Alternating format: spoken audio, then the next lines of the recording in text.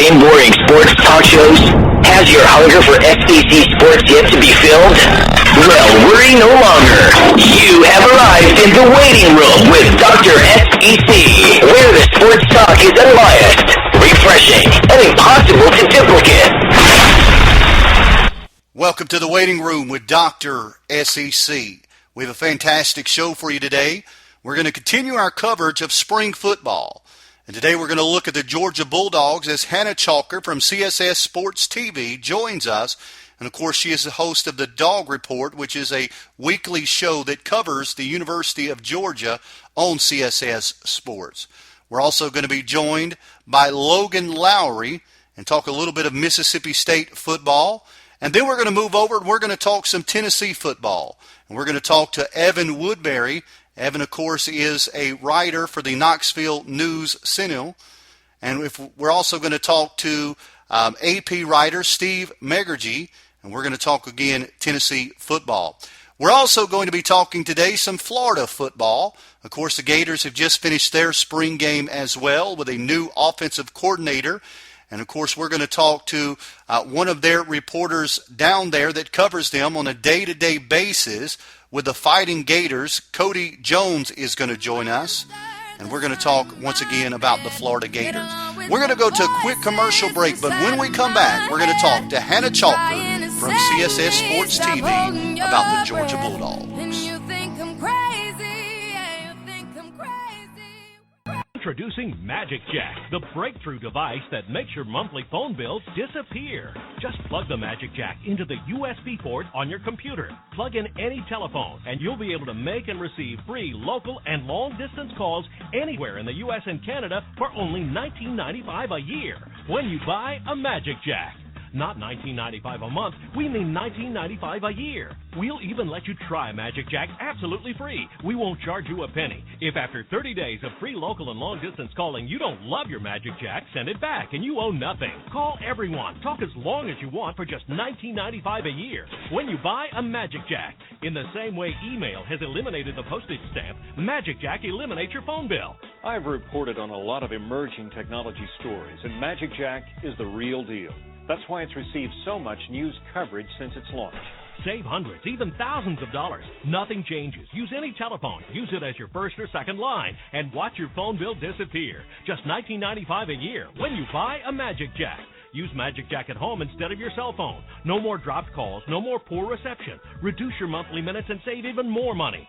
Similar services can cost $500 to $600 per year, but for a limited time, you can get this telecom breakthrough for just $39.95, and that includes your first year of free local and long distance. Optional years are just $19.95. It's just one flat fee that you pay per year. I mean, you can't beat that. Traveling or on a business trip? Save even more. Take Magic Jack with you. Call from anywhere in the world to the U.S. or Canada, and it's free. It's great for teenagers, grandparents, small businesses, and loved ones overseas. You must call now to receive our amazing free trial. And as a bonus, you'll get free. Hey, Coach. I'm Ramon Adams, CEO and founder of Locker. Our team is on a mission to revolutionize sports coaching.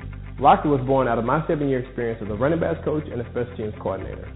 While in two-a-days, a former GA of mine called me to give a kickoff return. However, it was going to take me way too long to be able to take it from my playbook, scan it in, scan it to an email back to a jump drive to send it off to him. Way too much time for us, Coach. However, that is why Locker is born. As a coach, we need to be able to streamline, organize, measure, as well as be able to collaborate with other coaches to be able to be successful in our career. Coach, we would love to have you in on the system. Thank you.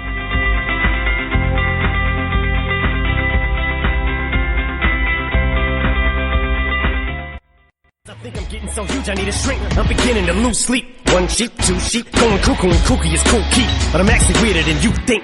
Cause I'm friends with the monster that's under my bed. Get along with the voices inside of my head. You're trying to say. Welcome back to the show. As I said prior to heading to the commercial break, we're going to be joined now on the waiting room hotline by Hannah Chalker of CSS Sports TV. Now, if you're not new to this show, if you've been around a while, you've probably heard me interview Hannah in the past. And without a doubt, she is one of the very best guests that we bring on because she brings so much informative information about the University of Georgia, who she covers on a daily basis. So at this time, we're going to go to the waiting room hotline, and we're going to be joined by Hannah Chalk. Welcome back to the show, Hannah. Thank you so much, Peter, for having me back on. Hey, we're always excited to get you on, and you always bring us, the very best coverage of the University of Georgia.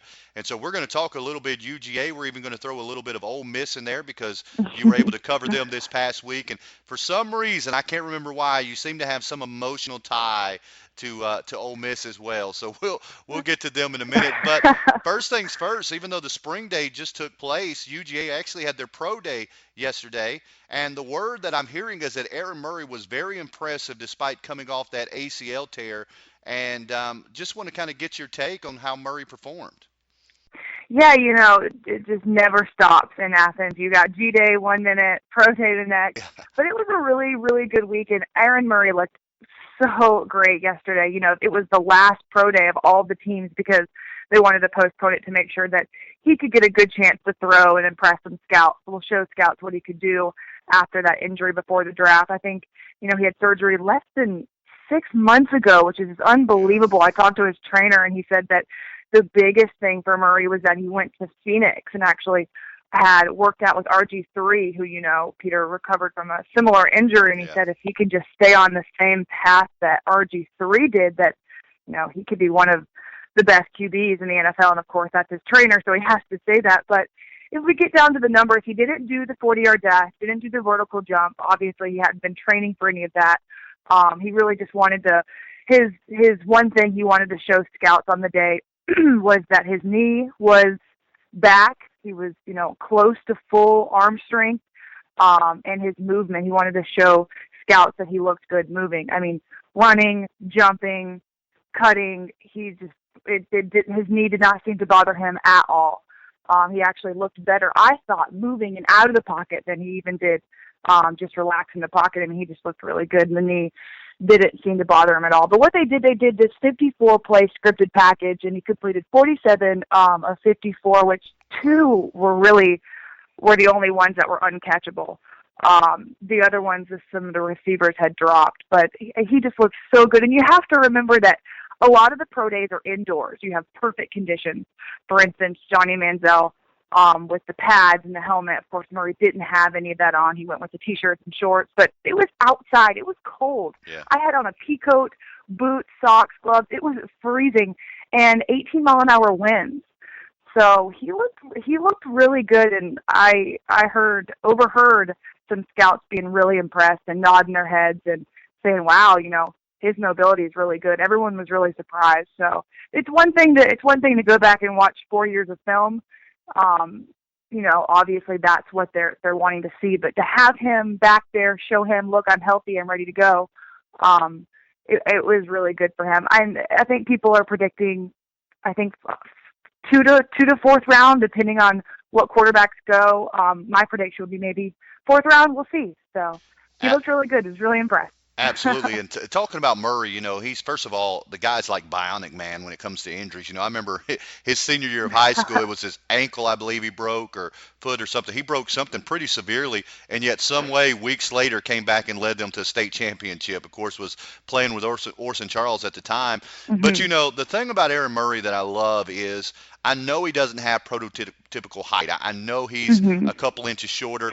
And really, to me, that's not a concern because he does a good job of finding passing lanes. The biggest concern for me with him would be his hands. They're not really – he does kind of have small hands, it appears, and cost him trouble a few times. But I just can't bet against a guy that has the kind of work ethic that he has the kind of intelligence that he has, and just, the kind of resiliency that he has. You really, no matter what goes on in his life, he's always going to bring it and give you his very best. And I really think that this is a guy that really won't be appreciated in the SEC until a few years after his career's done. Yeah, I completely agree. Just to show what kind of nerd I am, I know how big his hands are. Well, they're 9 1/8 inch, so I guess, it's a little bit on the smaller side, I guess, for hands. I'm not exactly sure what a big hand size is. But yeah, you're totally right. He's not the prototypical type. Maybe he could have done the pads and the helmet like Johnny Manziel did to, make himself look a little bigger. But I agree. He leads all SEC. Look at all the records he broke last season. I mean, just surpassing everybody. And I know that Johnny Manziel, Blake Bortles, those are, the big names coming out this season. But I think that Aaron, he not only equaled them, he surpassed them in his numbers. Yeah. And I think that this injury definitely hurt his draft stock, but he shouldn't be overlooked. I know there was 23 reps from the NFL teams, 2 head coaches, 3 Falcons reps, 7 Jaguars reps, including the head coach, Gus Bradley. And the Saints were there. And I don't know if the Saints and the Falcons were looking at him, but I know that Jacksonville is really interested in him. So we'll definitely see him go somewhere. Absolutely. Now, I don't want to have an all Aaron Murray interview, but he definitely has earned that right a little bit with the career that he's had. Yeah. But, a lot of things, you look at those numbers, and when you think about the fact that he has doubled the amount of 3,000-yard seasons anybody else has ever had in the SEC. The most anybody's ever had is 2. He had 4 years that he did it. And, I mean, that's really phenomenal when you think about that numbers with the amount of quarterbacks that have come through, the Peyton Mannings and all those guys that have come through. But with that said, to me, the most impressive thing about those numbers is who he had around him, because you think about when he arrived on campus. He arrived on campus, and they lost a lot of talent the year before he became starting quarterback. I know he's a redshirt freshman, but the year he started, they had just lost Noshawn Marino. Obviously, had lost Matthew Stafford. Had lost a lot of great receivers the 2 years before. Now, they did have A.J. Green, and that was a big thing because A.J. Green was coming back and expected to have a big year. But with that said, A.J. Green missed the first 4 games of the year with a suspension, and then missed more time later on in the season, hurt, and then, of course, went to the NFL. And so then you take the running back situation. I mean, listen to the running backs he had before Todd Gurley and Keith Marshall. I mean, with Sean Ely, Richard Samuels, Caleb King. I mean, all of those guys were okay, but none of them were great running backs. And the interchange in line and the wide receiver issues. And, I mean, to put up the numbers he put up with the constant parts around him always changing really is phenomenal when you think about it. Yeah, and it just, like you just mentioned, all of those adversity he had to go through, it just shows his character. I mean, he's such a great person and a great leader, and Coach Rick is his biggest fan. He always talks about what a leader he is, and having him on the team or out there on the field really just lifts everybody up. He's able to, encourage them, say they drop a pass in the game. He's like, look, no big deal, get this next one, though. So I think his leadership ability and just his character is also something to look at for scouts. I mean, that's a huge thing to have a guy like him. He's so positive. I mean, smiling. He's nice to the media. I mean, everyone loves Aaron Murray. Everyone has so much respect for the guy. I was actually standing with David Green right next to him. He's an old buddy of mine through DJ at Pro Day, and he just kept being like, good ball. Just, he keeps up with everyone. Murray's one of his good buddies, and he's just a great guy. And I definitely think that he will leave a huge legacy at Georgia. We'll look back, like you said, in a couple of years and be like, wow, he really was one of the best quarterbacks in the SEC, and will be for a while until anybody can break his records. But yeah, we'll see him. We'll see him have so much success at the next level. I have no doubt. Absolutely. And we'll move on, but I'll say this. We had him on the show a few weeks ago, and one of the things that really impressed me about Aaron Murray was, as you said, his character off the field really does shine through. He talked about that Auburn game and how difficult it was. I mean, you can imagine. I mean, he absolutely put on a show in that game, and just a bobbled pass here, cost them a chance to win the game against a team that ultimately played for the national championship. But he talked about the very next day he was working with the Exceptional Children's Program, and he talked about how it was the next day he was able to get past it all just because he was doing the work on the side. And really, there's so many stories about him we really won't hear because he doesn't look for the glory or the exposure. He just does it because he cares. But I want to move on, and he isn't the only one. Now, Georgia has most of their team coming back next year, but they did have others that were participating during Pro Day. Did any others impress you or stand out during Pro Day? Yeah, the other big names were Garrison Smith and Arthur Lynch that were there, and Lynch was so impressive. Peter didn't drop a single ball. Now, he went to the NFL Combine, so he didn't do the 40-yard dash and some of the other workouts, the vertical jump and all of that. But he did do the vertical jump. I believe it was 29 inches. I have it written down somewhere. 29-inch vertical jump. That's the only one that he went through.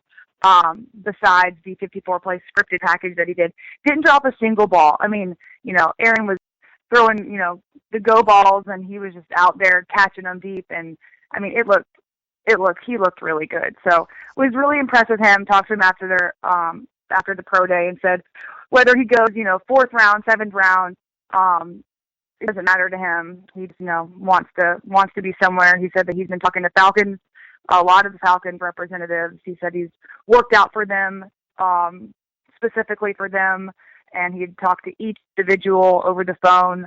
So I think that, those 3 Falcons reps that were there probably had their eye on him. But we'll see. He was really impressive out there. I don't know all the exact numbers of the day, but really, really good day for him. Absolutely. He's another guy I really feel like is kind of flying under the radar. And, of course, Georgia has put out so many great tight ends, but he's a guy you see that when, he not only has he made some great catches and really he's got a great people don't realize how athletic he is for his size, but, he really has made some clutch catches over the year. And he's a guy I'm really pulling for. I think is going to find a lot of success at the next level. And so did it seem like the scouts were impressed with what they were seeing? Yeah, actually, we were talking to Green after all the workouts and all the routes and everything, and it actually looked like he had slimmed down some.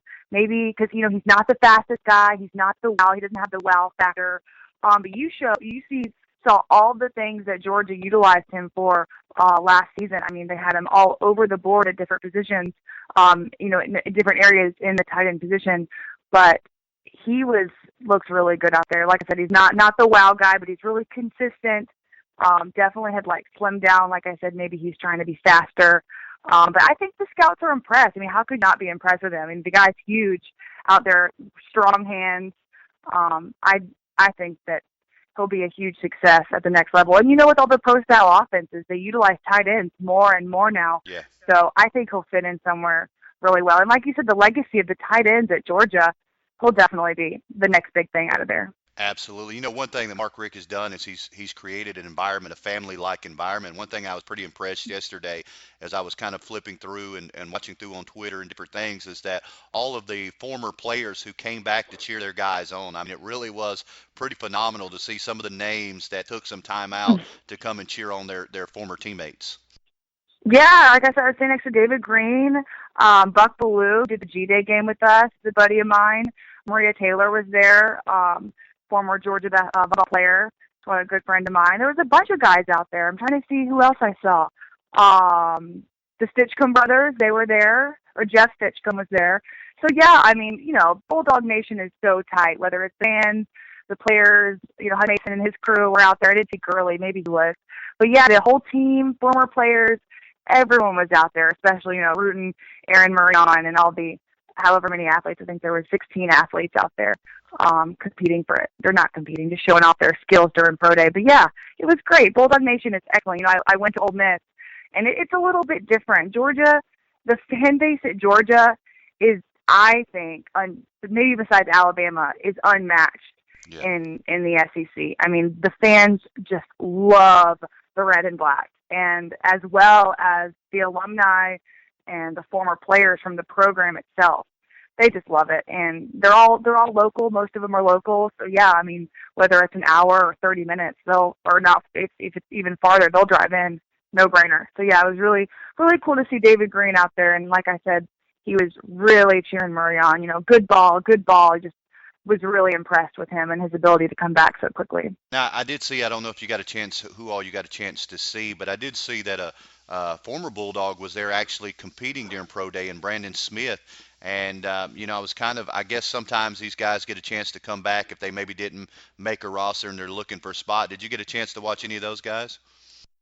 Yeah, it was actually funny. He's not a Bulldog, but Coach Rick's son, John Rick, was out there throwing some balls, and he looked good. He was the 54 route that they had, 54 route play that they had, whatever it's called, that they had going. He was switching off with Murray, and so after every package, he would switch and go in, and he looked good.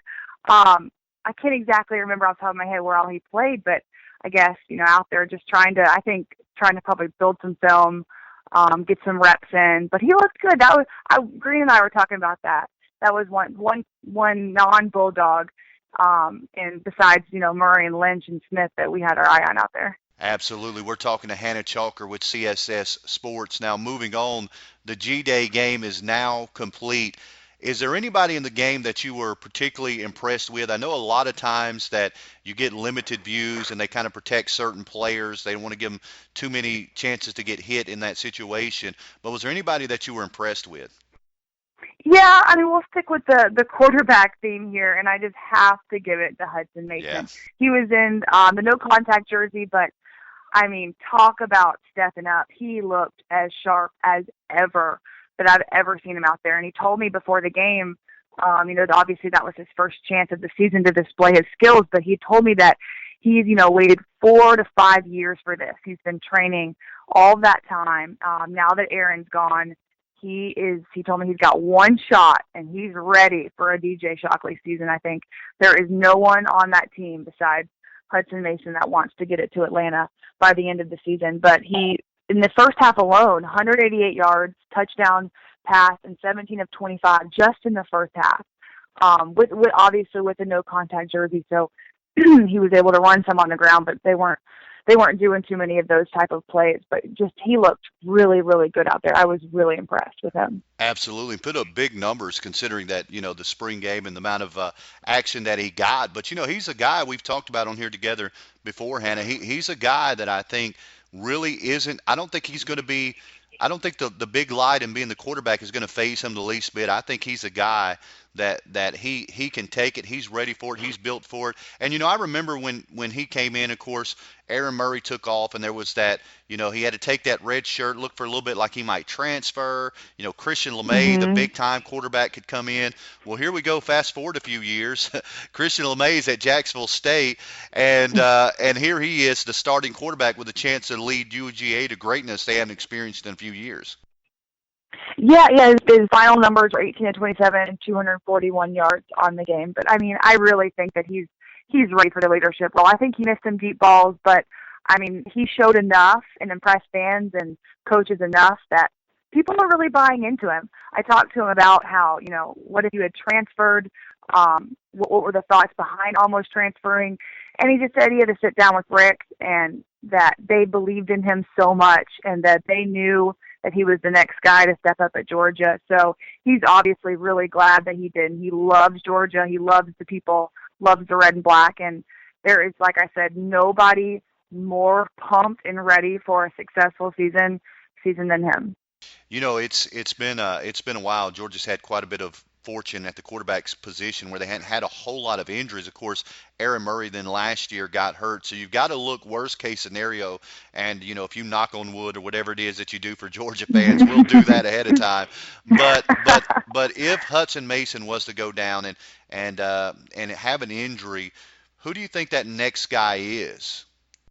Yeah, the quarterback battles between Bryce Ramsey and Fatone Boda. They've got Jacob Park, the early enrollee, who Coach Rick said his head is spinning in spring practice. Yeah. He's just so green. They call him the Lone Ranger because he's the only truly green player that hasn't seen any action at all at Georgia. He'll be something to look down the line. They'll probably redshirt him. But Fatone Boda definitely, in my opinion, stepped up as the number 2 after G-Day. Coach Rick said he's got all summer. They've got preseason practices, summer workouts, preseason practices. He's got a long time to decide, and he's not going to pick a favorite. But in my opinion, Fatone really stepped up as the number 2, and Coach Bobo even said that in less words. That I talked to him at halftime. We were doing sideline for G-Day, and I asked him about the emergence of Fatone, and he said that he was really impressed, looking really sharp out there. I think he ended with 231 yards, 39 more yards on the ground, and he really he's really like a dual threat player, and he definitely showed his skills. So if something happens, knock on wood, to Hudson, which of course probably we just hope it doesn't happen, Fatone, we'll see Fatone back there. Absolutely. Now looking at Fatone, I remember him coming out of high school. I can't remember exactly. I think he was originally from New York, and then he went down to maybe Florida or somewhere else to get a better quarterback system underway. But I remember looking at him. I remember his film very vividly. I mean, he was a great athlete who had a great amount of potential, and you thought, if Rick could get a hold of him, he could really do some things with him. My biggest concern, if he becomes the next starting quarterback for Georgia, we're going to have to get a nickname for him because there's no way I'm going to be able to say that name properly. I have so much trouble with his name. Okay, I was saying Bauda, and I was saying Fightin Bauda at first, and DJ just started hysterically laughing at me, and I'm like, what? We were in commercial breaks from the dog report, and he goes, Fightin Bauda, Hannah? And so we were just, it's been this long-running joke, but it's Fightin Boda, like boat. So I've got the official pronunciation. It's kind of like on the basketball team, Nimi Jurisic. That took me all season long to get that.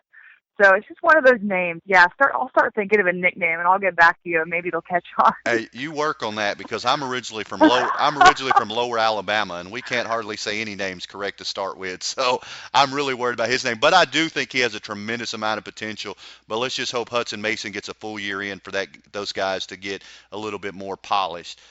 Looking forward now to that defense, and of course they only had a few weeks of prep. They all SEC teams, probably all teams across the board during the spring game, play very vanilla defense because they don't want to give up anything of what they're going to be doing in the future, especially with a new defensive coordinator. But what was your initial impression of Jeremy Pruitt's new defense at Georgia? Well, there were some guys who really stepped up that we saw out there, but, it was a record-breaking crowd, over 46,000 fans, and I think partially they were out there to see that new defense. But it was really, like you said, it was really hard to see. I've been asked this question yesterday at Pro Day, and I asked my opinion on the defense.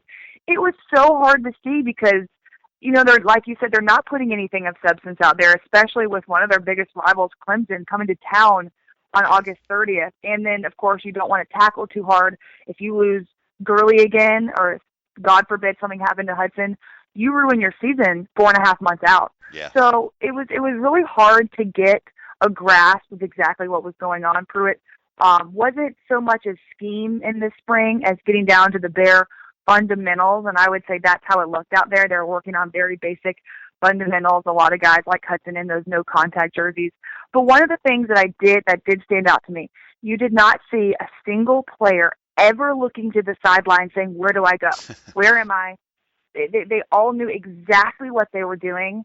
No questions asked, and that was really impressive to me. Roddy and I were both talking about that. You didn't see a single player looking around. They all knew exactly where to go and what to do. But I would say the coolest thing on defense was Shaq Wiggins. His matchup with Michael Bennett was really fun to watch all day. Bennett had that really sweet one-handed catch there. Yeah. But Shaq was all over him all game, breaking up passes. So that was really cool. But definitely got guys knowing exactly where they're what they needed to do out there on the day. Of course they lost 27-24. The defense did, but that was to be expected.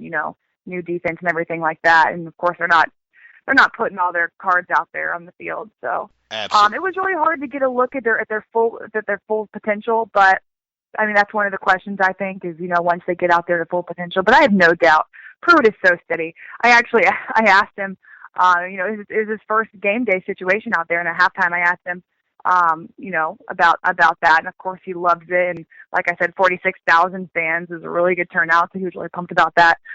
He couldn't even hear some of my questions. It was so loud in that stadium. I think they got new amps or something. But I asked him who he thought was standing out. And he never will pick a guy. He'll never pick a player. There's such competition in spring practice. He didn't even make a depth chart or starting lineup. He was constantly moving players around, competing for each position. But he goes, the quarterback on the other team. He goes, Hudson's doing really well. I'm like, Coach, give me a player on your side of the ball, on the black team. And then I think they gave out spring awards last week, and he said something, not to me, he was quoted saying, I don't think any of the defensive players should have earned an award. Not maliciously, but that's just how he is. He wants these guys to really earn their right of passage out there on the field. And it's been interesting to watch. he wasn't, Todd Grantham's always really energetic and up in your face, and Pruitt is kind of that guy this spring, and Mike Eckler is really that guy, but it was a really calm day. Nothing out of the ordinary, no screaming and yelling, anything like that. So we'll just have to keep our eye on that defense for sure when they unload their full package this fall. Absolutely. Like we talked about, you're only going to see so much during the spring for a reason, and especially with a new defensive coordinator coming in. But the fact that, first of all, if you can start by just knowing where you're supposed to be before the ball snapped, I mean, that's huge. I mean, literally, yeah. And those, like I said, those basic fundamentals. You never saw a guy looking around. I mean, they knew, and it's so important to have that confidence in your G Day, to know exactly where you need to go. It sounds small, but that's a big step on the defense. One thing I like about him, he seems to be kind of in that Saban mold, I guess, coming up under him, that he's not going to be satisfied with just anything. I mean, he's really going to push it. But you mentioned a guy I want to talk about just for a moment, Shaq Wiggins. He's a guy that really, last year really got maybe some criticism I thought was unfair. I do think he needs to put some weight on in the offseason, get a little bit more, get a little bigger and a little stronger so when he's going against those. But I really think Shaq Wiggins is going to be a great player for the University of Georgia. Yeah, absolutely. The defense is returning 6 starters. He's one of them. And they need his leadership and they need his skills out there. He looked really good. I mean, Michael Bennett is a great wide receiver. Absolutely. And senior wide receiver. And for him to be breaking up some balls in G-Day and getting out there, he's so athletic. But yeah, you're right about putting on some weight. Definitely put on some weight for some of those bigger guys, like the Michael Bennett type guys. I think he could be a real threat on defense. Hey, but if he was mixing up with Michael Bennett, he's a big physical guy himself. So that's a good sign that he's progressing. And it isn't always about size, but knowing where to put yourself. But it really seems that Pruitt's going to get him, and a great guy to get him to where he needs to be. Now, with the spring now complete and getting ready to head into the fall, what do you think are UGA's biggest question marks headed into the fall? Definitely still keep our eye on the defense. I just think that, will be the storyline until, end of the season, whether they sink or swim. It's going to be the season, I feel like, is in the hands of the defense. So, of course, that's going to be a storyline, ongoing storyline for the whole season. But also, the big question for me is Hudson Mason. And it might sound cliche, but unfortunately, Aaron Murray went out like he did last season, and Hudson had some big shoes to fill in those 2 games, being so green last season as starter. But this is different season. Aaron isn't there anymore. This is his time, and he's got some huge shoes to fill. He's not going to be breaking records, but I think how he handles the pressure on game day. G-Day's different. This is Georgia versus Georgia. Yeah. When we're in August 30th, Clemson's in town. You've got the new music rules where they can play music in between 4th downs. The new amps. I mean, the stadium's gonna be packed. If he can handle that pressure, because the 2 games he started weren't at home; they were at Georgia Tech and then in the Gator Bowl versus Nebraska. And of course, it's easier to play at home, but I just think that it's a big stage. It's a big stage. He's going to be playing at South Carolina. We all know what happened in Columbia a couple of years ago. Yeah. I talked to Ramik Wilson, and he said, one of the reasons he doesn't want to go to the NFL, he had some unfinished business to do, and that's especially his game this season is South Carolina. Yeah. So he'll be out there for revenge. But really, if Hudson Mason can handle the big stages of SEC matchups, then he's going to be stellar. But we'll have to wait and see. A lot riding on his shoulders, a lot riding on Pruitt's shoulders. Those, for me, are the 2 biggest questions. Well, we're going to find out really quick if he can handle it, because he's going to be in one of the most electric, I believe one of the most electric environments in Georgia's stadium history, in Sanford Stadium, when Clemson comes to town. I believe that game is just going to be absolutely electric, with a new defense coordinator, new quarterback, high hopes, expectations, Gurley back, all of that, and then have to travel to South Carolina the next week. Not the next week, but the next game. I mean, there really is no rest time when he gets started, but I think he's going to be prepared, and I think that's generally what you think as well. Yeah, I think so too. I believe it's Clemson. Correct me if I'm wrong. I believe it's Clemson bye week, then South Carolina. Yes. So I mean, no cupcake games to start like some other teams have. I know Ole Miss, they play, I believe, Boise State in Atlanta in the Chick-fil-A kickoff. And, you can never underestimate that, the Chick-fil-A kickoff and the atmosphere in the Dome. But it's still a cupcake game. And Georgia, they just get right to it. And Hudson has really got to be prepared for the big stage. And, of course, Todd Gurley, he didn't do a lot on G-Day. He rushed, I think, 6 times for a little over 30 yards, had some catches for, I think, close to 40 yards. He didn't do a lot. I know that Coach Rick had told him to start trying harder in practice. He was like, look, if you're going to be out here and you're going to be healthy, you've got to be engaged. And that's one thing. He was really engaged at G-Day. So if you have Gurley healthy, of course, another storyline is the injuries. You got Keith Marshall and Malcolm Mitchell. Keith is ahead of schedule in his rehab right now. They were saying that he's really fighting to be back. So, of course, that's another big question, is if Gurley can stay healthy, if we can get Keith back to back him up, we can get Malcolm Mitchell back. They have the weapons for Hudson this season are just endless. We were talking a little bit earlier about how Aaron didn't have as many guys around him when he was on campus, but Hudson's got the weapons, and that's another reason that he told me he decided to stay at Georgia, because when he had that sit down with Rick, he was like, look at all these players that you've got around you for your senior year, stay here and we're going to do it this year. So if there's ever a year that Georgia could win an SEC championship, I think it's this season. Look at the East. Florida is a big question mark. Of course, we'll find out about South Carolina at their third week in the season, but they could run the East this season. We'll see. I'm going to be optimistic and please Bulldog Nation there, but I truly believe it. Absolutely. Now, looking, you mentioned it. You mentioned another school, so we're going to have to go there. You also got an opportunity to cover the Ole Miss spring game as well.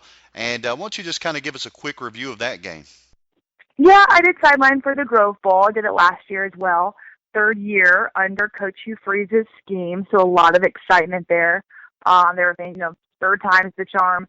But one thing that really bothers me about the Grove Bowl is Coach doesn't like to do the game, like G-Day. They brought out over 46,000 fans, and it's a big production. It's kind of like a pep rally. Well, every season that Coach Freeze has been there, it's been an enhanced practice. Literally last year I was doing sideline, and it was just a practice. This year it was an enhanced practice. They did have some kind of scoring system. It was best out of 9, offense versus defense, and whoever won the 9 got 1 point. I'm not really sure. Even I asked Coach about the scoreboard at the end of the game, and I think he was even kind of confused about who had won. But the storylines there, of course, quarterbacks. Again, we could talk forever about the quarterbacks in the SEC this season, but Bo coming off surgery, I talked to him before the game, this is his first season that he is truly healthy. They did a lot of work, or he's going to do a lot of work this summer, I believe with Tom Couch, who they found, the offensive coordinator found watching Real Sports on HBO, and they had this feature on him, and he called him up and was like, hey, listen, can you work with our quarterback? I think he's famous for getting Drew Brees back and working with Tim Tebow and stuff like that. So, he had injury. He's been banged up since day one there. He had coming off surgery last season. So a lot of expectations out of him, and my take on it at their enhanced practice at the Grove Bowl was that he wasn't where I thought he would be. He didn't look as strong. I didn't think that he looked as confident as he should. Of course, everyone's bought into Bo Wallace. He's already proven himself with the numbers he put up last season, and his ability to run and his size. He's a big size for a quarterback. Yeah. But I didn't think that he looked as strong and confident as he should. But of course, we have to, take it with a grain of salt. It's Grove Bowl. It's spring. He's got a long time before fall to work out the kinks. But that was one thing that I saw, that was he wasn't on point like I thought he would be. But a lot of time, and they've got some good backups coming up too. So we'll see. They're obviously trying to replace Barry Brunetti, who they used in red zone situations and short yardage situations last season. So they need to fill that. They've got Jeremy Liggins. He's 300 pounds. And Coach Freeze told me that they will use him, like look for him in certain situations just to throw off the defense. Maybe if they're down and they need to change things up. Yeah, 300 pounds. So I don't know if they'll get him to slim up any this summer. But Bo Wallace is still the guy. He's still the starter. They're still buying into him. It's his senior season, a lot of experience, but he's got some things to work on this summer for sure. Absolutely. Now, tell me how weird this sounds to you. It really sounds weird to me to hear this. Bo Wallace is the most experienced quarterback in the SEC, and it's not even close, really, when you think about it. I mean, not in terms of success, but just in terms of games played and all that. Bo Wallace is the most experienced guy, and you would hope that he would look pretty crisp. But, especially with Ole Miss, I guess it's true, and it's true with everybody. These games really are glorified practices, but that's more true for Ole Miss than anywhere else. But a lot of things are hinging on them. I wrote an article in Rebel Nation magazine this just a couple of weeks ago. This really, to me, with this schedule that they have, they really need to win 10 games this season if they're ever going to get to a place that they're a real competitor in the SEC West. Yeah, Wallace is Freeze's guy. I mean, he pulled him from JUCO to come play for him. So third year with Wallace, third year under Freeze, a lot riding on both of them. And I think that the Rebel fans have a lot of expectations. Obviously not nearly the crowd that G-Day brought out, but there's a lot of expectations. They're ready for some victories. They always say that we don't always win the game, we win the party. But I think after we got a little bit of victory under our belt with Coach Nutt, back-to-back Cotton Bowls, that's basically like a national championship in Oxford, back-to-back Cotton Bowls. Getting that little bit of taste of success, I think that the Rebel fans are hungry for it again. They're ready for a big-time bowl game. They're ready for some wins. So we'll see. They are graduating Jonte Moncrief, Jeff Scott. That'll hurt a lot, but they've got some players coming back. They're going to use a lot of freshmen. Laquan Treadwell is their guy. I mean, he's awesome. So look for him to really step up. He'll be a sophomore. So I think so he'll be huge. He's got some weapons, and we'll just have to see. I know I'm ready for some Ole Miss wins. 10 wins this season would be under Coach Freeze, and his third year would be awesome. Absolutely. And looking at that schedule, I think it's very doable. I mean, they really, like you said, they've really got as favorable of a schedule as you can get being in the SEC West. Once again, we're talking to Hannah Chalker, CSS Sports. Hannah, absolutely one of my favorite interviews. And of course, you're absolutely the most requested interview we ever have. So can you tell our listeners where they can get more information, your Twitter handle and such? Oh, well, I really appreciate that. I just kind of wing it, talking sports all day long, 24 hours a day, 7 days a week is what I do, and I'm just so lucky to be able to do it and be a female in the industry. So I don't even know what I'm saying half the time. I'm just joking. But you can find me on Twitter at Hannah Chalker. I'm on, all the social media accounts. Just Google Hannah Chalker and you'll find it. But we also have Blue Eyes the Dog Reports Monday night at 11 on CSS. And that's with DJ Shockley and Roddy Nabolsi and I. We did extensive coverage from D-Day, a bunch of live shows, pre and post. We'll be re-airing those. And we'll also be re-airing enhanced versions of both G-Day and the Grove Bowl. I kind of host fans through it. I sit down interviews with all the coaches and key players that weren't shown during the actual games themselves. So look for those in May on the network, the enhanced versions. I think they're called the Spring Football Forecasts, and I'll be hosting those. But Dog Report for Bulldog fans is our big thing. Monday nights on CSS at 11, and it replays throughout the week. You can find the replay schedule on CSSSports.com. But, Peter, I always appreciate you having me on. You're a great person to talk to here and just chat sports about what everyone loves to hear and what I love to do. I'm sorry I kept you so long, but I'm not. It's gonna. I really appreciate having you on. And but I do want one more thing. Can you tell me about the documentary that you're working on? Oh yeah, I was found on CSS, and I'm doing a documentary called The Wishbone Boys, and it's about the 1971 through 83 Alabama football team under Bear Bryant, where he utilized that wishbone offense that he had got from his good friend, the head coach at Texas. They had the secret practices, and then they went to SoCal in 1971 and just blew everybody away with that new offense. So I sat down and talked with 50 former players in the offensive scheme, and even defensive players, asked them about what it was like in practice to go up against them, and just that my favorite thing about it is the Bear Bryant stories that I've heard. Oh, I mean, I'm not a crier, but one of the stories really kind of brought the whole room to tears, and that was really heartfelt. But it's cool. The director is Tim Card under Tim Film Internationals, and we shot in Orange Beach a couple weeks ago, and we're shooting in Tuscaloosa next month at Bryant Denny. So he's going to try to sell it to a big network. It's going to be an hour-long documentary on the Wishbone Boys. So, kind of like the Junction Boys with Gene Stallings. So I don't know. We'll see. We'll see where it ends up. I'll keep you guys posted. You'll have to keep an eye out for it. Absolutely. Once again, we appreciate having you on. One of the very best in the business, Hannah Chalker. Thank you once again, Hannah. Thank you. I look forward to next time. Get along with the voices inside of my head. You're trying to save me. Stop holding your breath. And you think I'm crazy. Yeah, you think I'm crazy. Introducing Magic Jack, the breakthrough device that makes your monthly phone bills disappear. Just plug the Magic Jack into the USB port on your computer. Plug in any telephone, and you'll be able to make and receive free local and long-distance calls anywhere in the U.S. and Canada for only $19.95 a year when you buy a Magic Jack.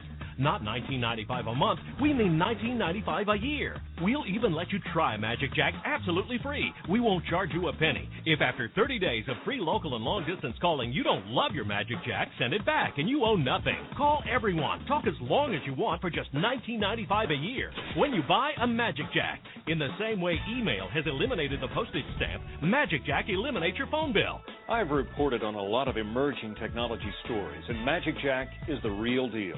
That's why it's received so much news coverage since its launch. Save hundreds, even thousands of dollars. Nothing changes. Use any telephone. Use it as your first or second line and watch your phone bill disappear. Just $19.95 a year when you buy a Magic Jack.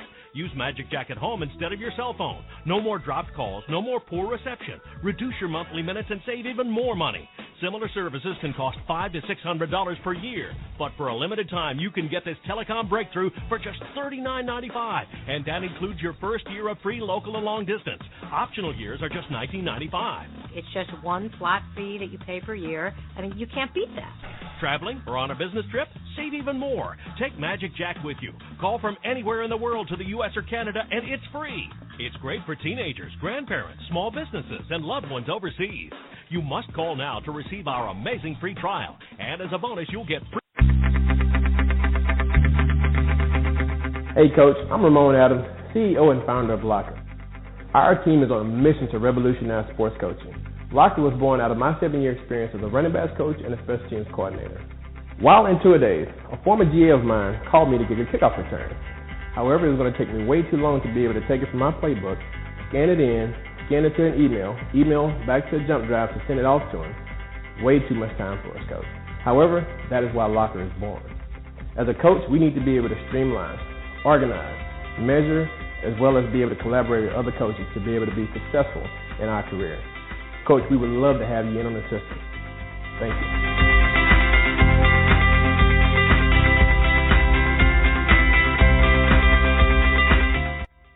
I think I'm getting so huge I need a shrink. I'm beginning to lose sleep. One sheep, two sheep, going cuckoo and kooky is cool key. But I'm actually weirder than you think.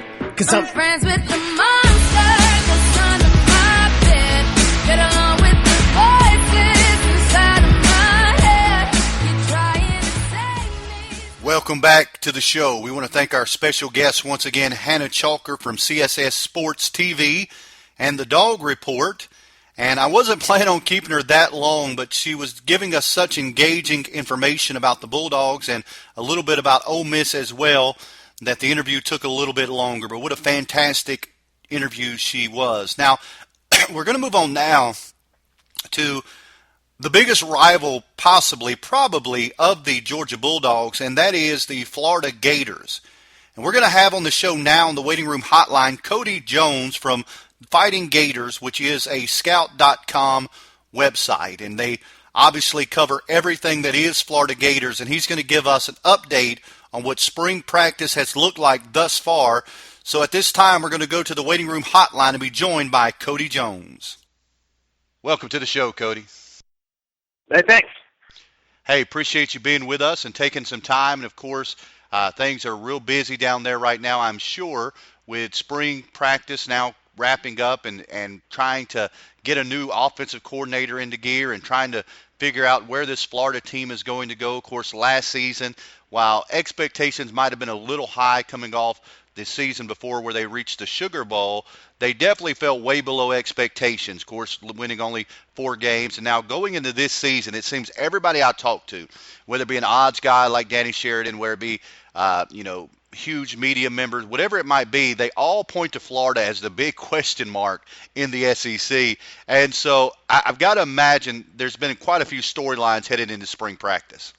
Oh, absolutely. And, I think a lot of people like myself that cover the team, a lot of people maybe even close to the team have very, very similar questions about this group. I mean, obviously you can look at the injuries from last season.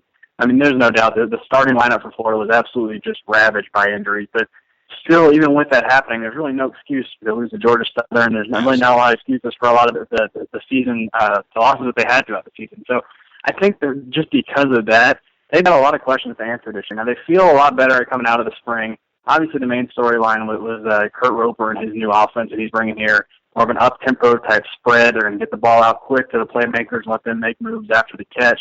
But the issue for this team is going to just be finding consistency on the offensive end.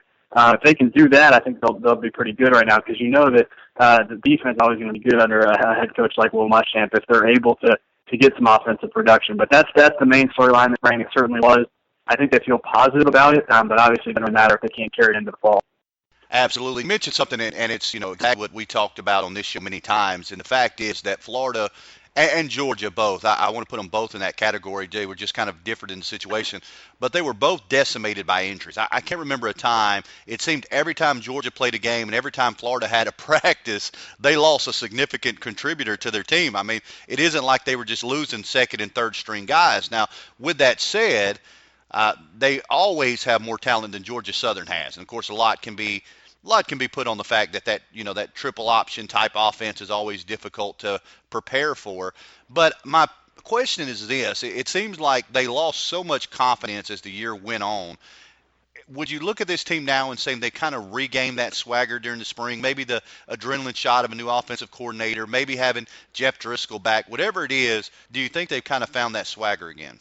Yeah, certainly it seems a lot different. The feel of this spring is a lot different than the fall, obviously. Now, when you're coming into a week of practice, coming off a loss to Georgia Southern, I mean, clearly you're not going to be as excited as they have been this spring. But I think that a lot of this comes down to just the different motivations that are out there. I mean, obviously with the 4-8 type season, with that being plastered all over the wall of the locker room and the weight room as it is right now, I think that is something that's kind of gotten under their skin a little bit. Obviously coaches will talk about having a short memory and forgetting about things.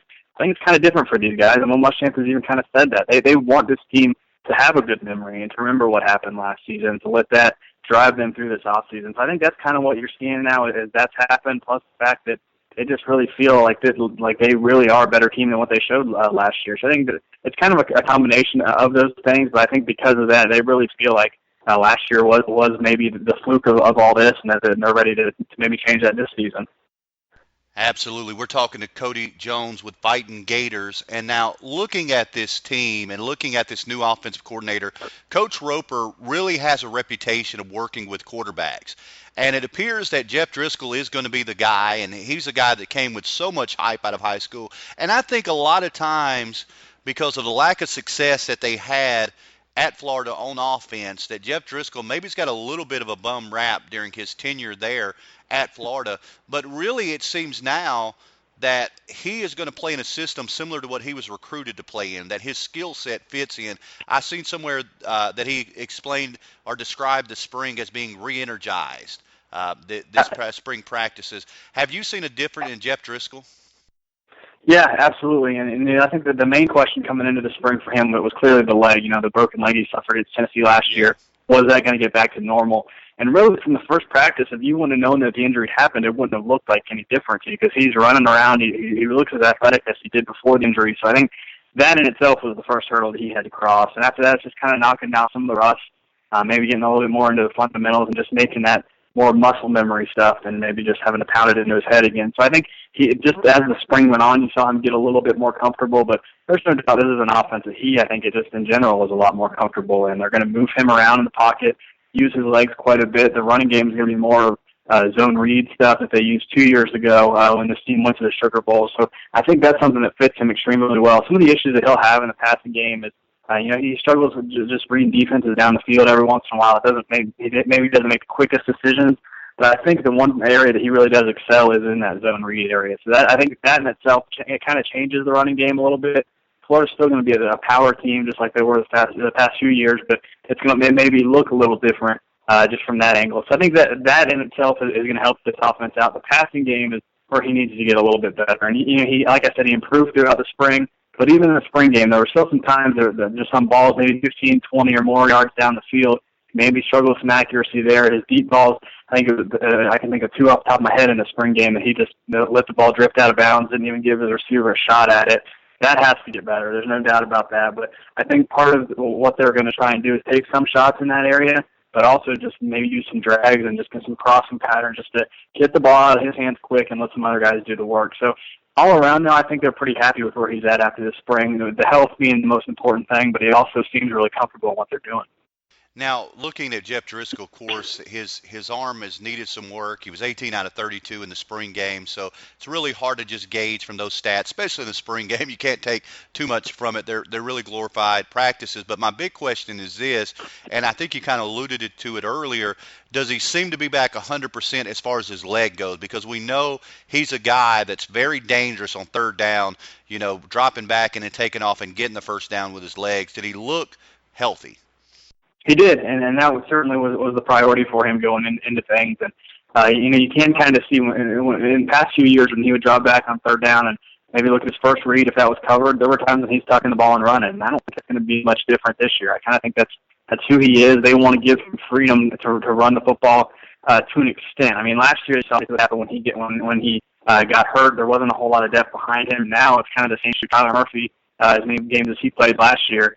He's gone now, obviously transferred to Boston College. Now they're trying to figure out who the backup guy is behind him. So there's not a lot of depth. I mean, you've got a Will Greer kid who comes in with all the accolades, a very highly recruited quarterback that everybody wanted.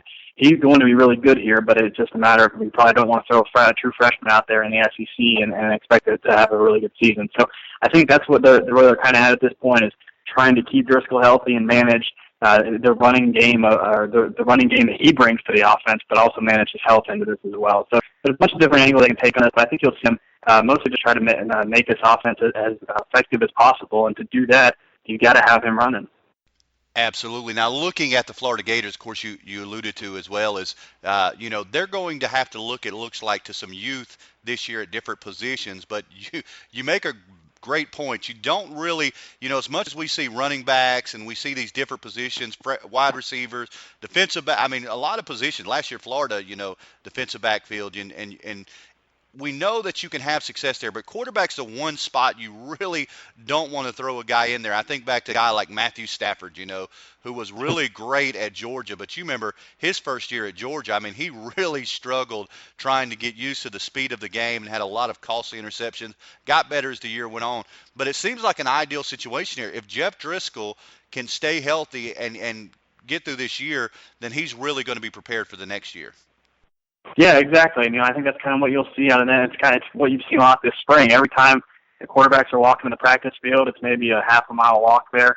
You'll see Jeff Driscoll and Will Greer hip to hip and just talking and walking through things. And that's kind of from what they've been saying. That's the same way that it's going in the film room as well. They are spending a lot of time together, and Greer enrolled early to do that. He knew what he wanted to do. He wanted to get in right away, especially with Kurt Roper coming in to learn the offense with everybody else and not have to learn it in the summer when he would enroll. So he came in and he's worked really, really closely with Driscoll. They're still saying it's a battle for the backup quarterback job between Greer and Tyler Morningwig, who actually really started the last 3 games last season. And people kind of saw what Morningwig is. He's pretty limited at the quarterback position to what he can do in terms of the throw game. So I'd be really surprised if Greer didn't win the backup job just because the upside is so much higher. But you see a guy who needs that weight. I think that's the biggest thing with Will Greer right now.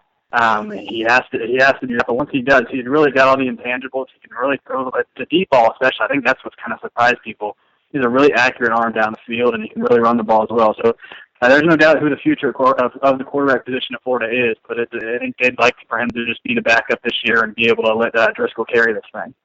It seems to me as you kind of look at this Florida Gators team, and you cannot get away. Listen, I don't believe in excuses, and I know Will Muschamp doesn't like them either, but you can't get away for the amount of injuries they had last year. I mean, it just really was a thing, and it seemed heading into the spring that they still had a lot of banged up players a little bit. How did they come out healthy at the end of this spring? Yeah, it's pretty funny, actually. So we asked Will Muschamp at the end of the spring game after his press conference was over with, is everybody healthy, everything good? And he goes, yeah, I still got to get them out of the locker room, though. I mean, you can tell they're still jumpy after what they went through last year. And it really seemed like every practice, every game, regardless of what it was, there was a different injury, and usually to a starter, too. So, yeah. Like you said, there's no avoiding that. It definitely played a part in last season. It's just a matter of how much. But they feel pretty good about where they're at right now. Matt Jones, the running back that had, I believe, he tore his meniscus against LSU last year. It was actually a pretty severe tear, so he was held out this spring. I feel like he's going to be good to go for the fall. And that makes this running back position really, really deep. So that's probably the biggest guy that was held out this spring, but they expect to have him back, and I think they're really happy with where they are health-wise, especially compared to the fall. We're talking to Cody Jones from Fightin Gators. Now, Cody, I want to move to the defense in just a moment, which has been the calling card for Florida under Will Muschamp. But before we leave this offense, what would you say heading into the fall are the biggest question mark for this team? Well, clearly the offense, I think, is still what it's going to be, and that's what's going to have to carry this team.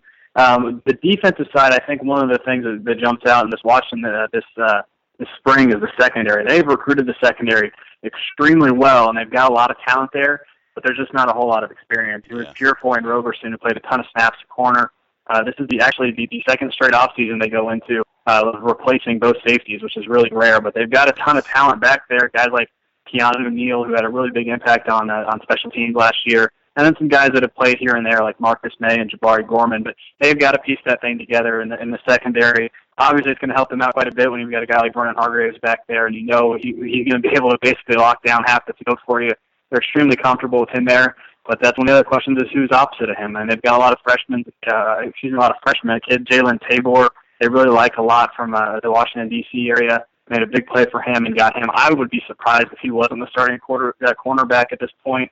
He's a really, really good athlete. He's 6'2", really long arms, and he's a really, really good athlete. So I think that's the other question for them is just trying to piece that secondary together. They feel pretty good about the depth everywhere else, but it's just a matter of getting some experience out there, and there's really no way to do that until the fall. Absolutely, and you made mention of it, and in looking at that secondary on defense, it really appears that they're going to have a lot of youth back there. But one thing, as you mentioned with Vernon Hargreaves, we've learned that if you've got talent and the right coaching, you can make an impact early on. And so how optimistic are you about that secondary? I think it's going to be pretty good. Yeah, I mean, obviously, I think the question marks that the coaches have right now are pretty understandable just from that experience standpoint, but Hargraves, you know what you're going to get out of him. I think if there were any concerns going into the spring about maybe him buying into the hype of how good his freshman year was, it didn't look like that. He was about as locked down as I've seen a corner here in spring practice in the past 10 years. I mean, he was really, really good. So they're extremely excited about him, obviously, and then the other spots that, I don't know if they're worried about it necessarily, but it's just little things like experience that you just can't fix at this point. So they've got a guy like a Marcus May, who actually was one of the starting safeties at the beginning of last year. Florida's game at Miami, he got burned really bad on Stephen Morris' second touchdown pass of the game. I believe it was 67 yards. Made bit on the play action and bit very hard, and the play was pretty much wide open after they had worked on it throughout the week extensively. So that's what pushed him out of the starting lineup.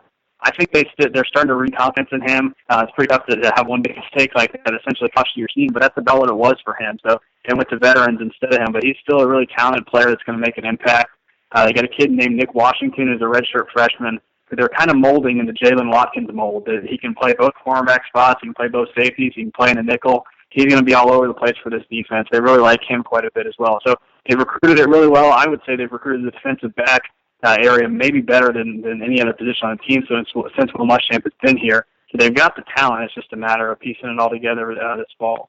Absolutely. Now, talking about the Florida Gators in 2014, their schedule's kind of weird because it starts off and you've got Idaho, you've got Eastern Michigan, you've got a Kentucky team that still has playing better, and I expect to be even better this year, but they're still Kentucky. You still always beat them.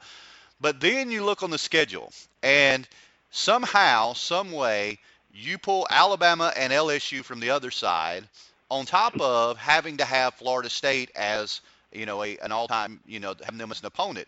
So looking at this schedule, What does Will Muschamp, in your opinion, and maybe this is the wrong question, maybe his seat isn't as hot as it looks from the outside, but what do you think he has to do record-wise to keep his job?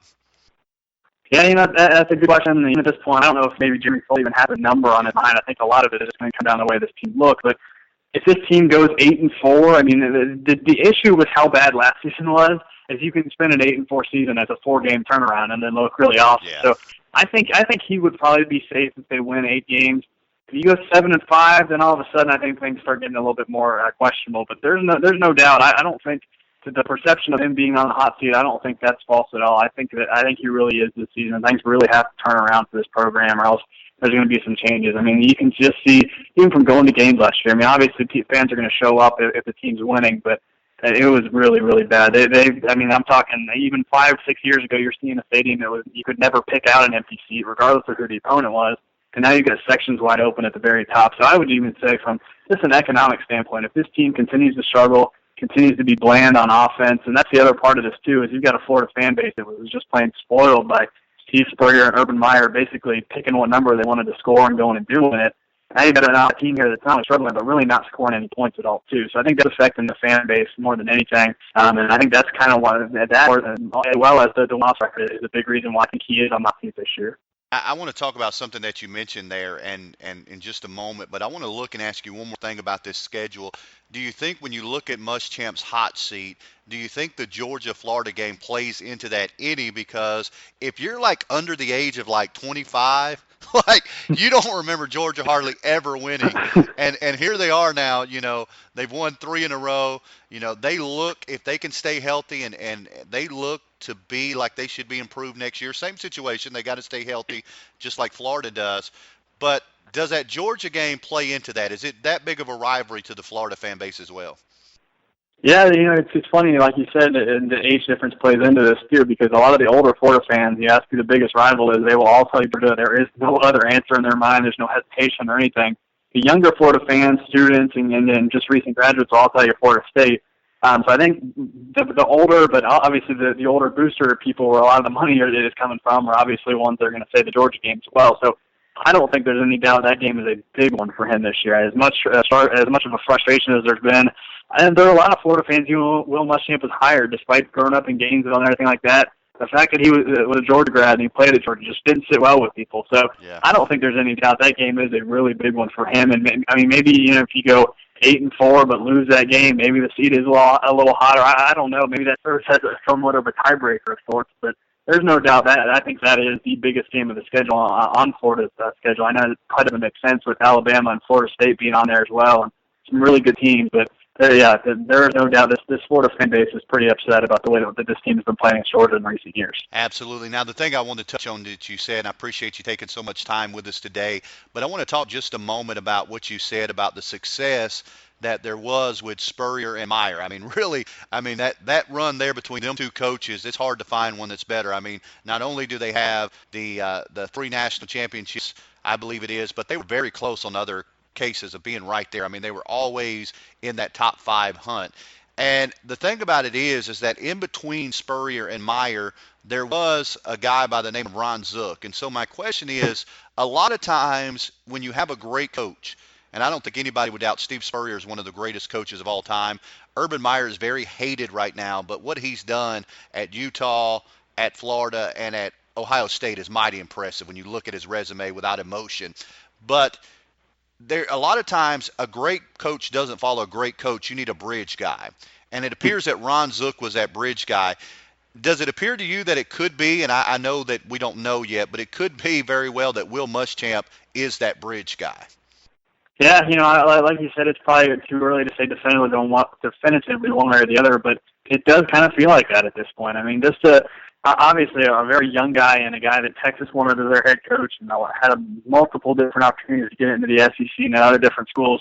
Will Muschamp's resume kind of spoke for itself, but the fit always seemed a little strange to me. And you go back to the Zook hire, because I think it kind of felt the same way, but the Muschamp hire just a defensive guy at a school that has a great history of offensive players just always seemed a little strange to me. And I think that's kind of the difference in this too, is you talk to people that back in 2007 when Tim Tebow won the Heisman, Florida lost, I believe it was 4 or 5 games that year. And people didn't really, and people still loved that season because of the numbers Tebow was putting up, the numbers his offense was putting up. But people forget his defense couldn't stop anybody. So that's what you always kind of joke about is this 06 team the year before that was a great defensive team that has struggled its way through the year, but managed to win pretty much every game besides that Auburn one.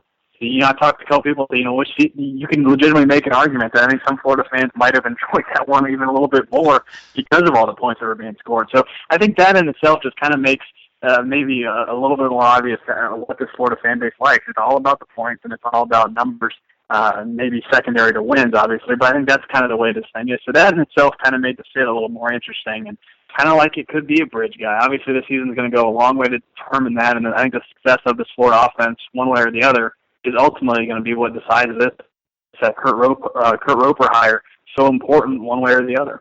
Absolutely, and I really do hope that Will Muschamp succeeds. I think everything I read about him and see about him in interactions, he's a good guy, seems to really care for his players, not just football-wise, but he seems to really care for his guys, so I hope he succeeds. But I got to be honest, when they hired him, I know he's an up-and-coming guy. I know he's head coach in waiting at Texas. I know all of that sounds good, but to me, you're the University of Florida. Like, you don't need to hire an unproven commodity. At this juncture, you're Florida, and you should have the pick of what you want. I mean, you've been one of the most dominating teams in college football, and you got to think whoever that next guy is, surely they're going after a proven commodity. Maybe he's a guy that's proven in another league like Urban Meyer was, but don't you have to get a proven commodity at this point? Yeah, it certainly feels like, because that is the frustration too. And that's a big negative that people had with the Muschamp hire as well here in Gainesville. They saw the Zook disaster and what happened with that. They didn't want to deal with the questions like that. And I'm with you. If you're Florida and you're going to claim that you're a top 3 or top 5 program in the country, which I think this is, you shouldn't have to do this. And this is part of what Jeremy Foley has done as an athletic director and been really, really good at in other sports, is hiring the up-and-coming coach. You think when he hired Billy Donovan from Marshall, that's what he was viewed as. Even the baseball program here, Kevin O'Sullivan was viewed as one of the top assistants in college baseball at Clemson, one of the top recruiters, and he's done a great job with this baseball program. So you kind of wonder, maybe does that leak into the football hiring facility, and or is that something that maybe they should change if they do need to make one next year? Absolutely. Once again, we're talking to Cody Jones. Cody, we appreciate you taking some time with us. Can you tell our listeners here on Yahoo Sports Radio in Memphis where they can find your site and your Twitter? Yeah, we're on the Scout.com network. It's FightinGators.com. All sorts of football, basketball, baseball, recruiting coverage, pretty much anything you need. We've got a lot of that. And then I'm on Twitter at CJonesScout. And once again, that Twitter is CJ Scout, you said? C. Jones Scout. I'm sorry, C. Jones Scout. Now I've confused everybody. C. Jones Scout is the Twitter handle as well. Cody, we appreciate so much you taking some time and being with us and giving us absolutely great information on the Florida Gators. Not a problem, anytime. With the voices inside of my head, you're trying to save me. Stop holding your breath, and you think I'm crazy. Yeah, you think I'm crazy. Introducing Magic Jack, the breakthrough device that makes your monthly phone bills disappear. Just plug the Magic Jack into the USB port on your computer. Plug in any telephone, and you'll be able to make and receive free local and long-distance calls anywhere in the U.S. and Canada for only $19.95 a year when you buy a Magic Jack. Not $19.95 a month, we mean $19.95 a year. We'll even let you try Magic Jack absolutely free. We won't charge you a penny. If after 30 days of free local and long-distance calling you don't love your Magic Jack, send it back and you owe nothing. Call everyone. Talk as long as you want for just $19.95 a year when you buy a Magic Jack. In the same way email has eliminated the postage stamp, Magic Jack eliminates your phone bill. I've reported on a lot of emerging technology stories, and Magic Jack is the real deal. That's why it's received so much news coverage since its launch.